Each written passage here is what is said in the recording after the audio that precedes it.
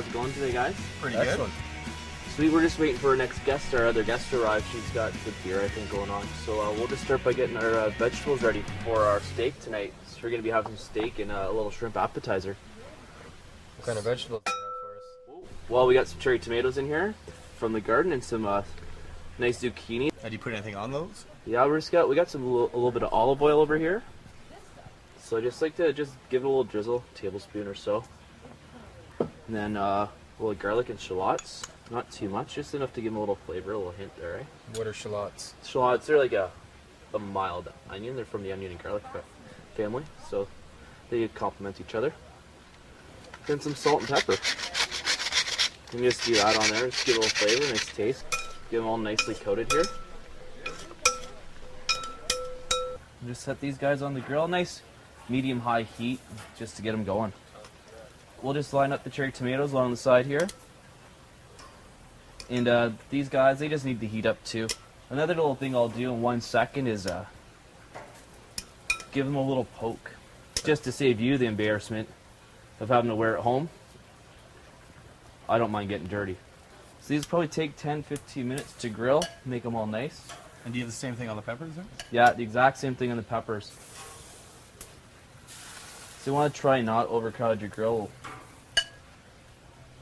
Just to make sure everything's nice and evenly spaced. And watch out for flare-ups like that guy. And there we go. Then over here, we have some nice prawns. I marinated these guys in a nice little citrus marinade. So you get some orange juice, lemon and lime juice, and garlic, ginger, and some salt and pepper. Hey Byron, how you doing? Not bad. Sorry I'm late. I heard you were preparing shrimp, so I brought in a nice wheat beer for us today. Awesome. That's going to complement this really well. I thought so because it has a citrus quality to it, and you just mentioned that you're going to put lemons in there and such. Yeah. Also, just wanted to point out though that this is a German wheat beer, not a Belgian wheat beer. Gotcha. And that's very important because the Belgian wheat beers have a lot more flavor, a lot more weight. They might overwhelm the shrimp a little bit. Yeah, we don't want that. We want the shrimp to be front and center here, right? That's right, definitely.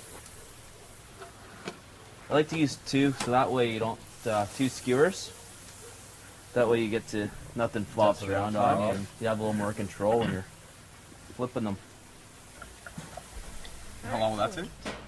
These guys are only going to take 8 minutes, 4 minutes a side about. So I'm just pouring these wheat beers out. And I did want to mention that in general, if you're going to be doing different courses and having different beers along with those courses, it's always best to start with a lighter beer.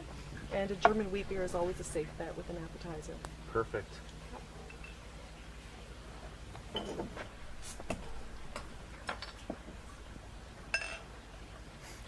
So why were you spinning it like that after you poured it? Yeah, there's actually some sediment on the bottom of the bottle. And so it's important to pour it almost out and then just give it a nice little swirl to get those sediments out of the bottom. This is actually a much better pour than my last one. Do the And sediments can you see equal? all that going into the beer there? Yeah. Is that flavor? This is unfiltered beer, and those are proteins and wheat that you're seeing in the beer. So this is a very nice pour compared to my last one there, and I'm going to just go ahead and pass that on to you if you'd like. Pass that on. Thank you. Perfect pour. One for you. It's just a little bit left in the bottom of the bottle. Don't want any of it to go to waste.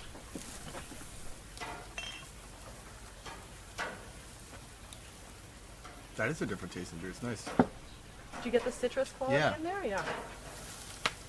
That'll be even nicer with the shrimp. Sometimes when you're trying a new beer, it's a lot easier to try it with the food because the food and the beer will work out the together flavor. and bring out different flavors. Yeah. you. A great way to sample new beers. Now this is a very opaque beer. Why is that?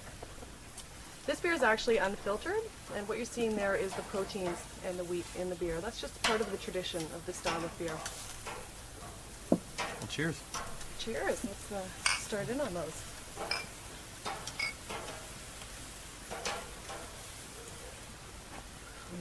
There you go, guys. Just flipping the veg and turning over the shrimp just to make sure they're cooking evenly for us. These guys don't take long at all. You just want them like any shellfish or seafood. You want your shrimp just to be opaque in the middle. That way you know they're done and they're perfect. We just have a basic rice pilaf here today, guys. It's like nice neutral flavor. Finally chop some onions and saute them in the bottom of a pan with some olive oil. And you throw your rice in with the olive oil and saute the rice and the onions together for about 4 or 5 minutes, so all the oil coats your rice kernels. Yeah, you can see And how your it's long almost, like, grain? crispy. Yeah, and then that will allow your rice to stay separate from each other and not stick. See, our shrimp's got the nice charred marks on them. They're looking perfect, eh? So they're nicely opaque, just the way you want them. You can give them a little squeeze test, and they should just feel firm to the touch, but not bouncing back. You know what I mean? And as usual, you'll always get a couple of casualties with your skewers here. They're gonna burn. You can't really eliminate that part, right? So you just put them down at the bottom of the plate because they're gonna flake off. Let's try and make yourself a little teepee here and serve them up.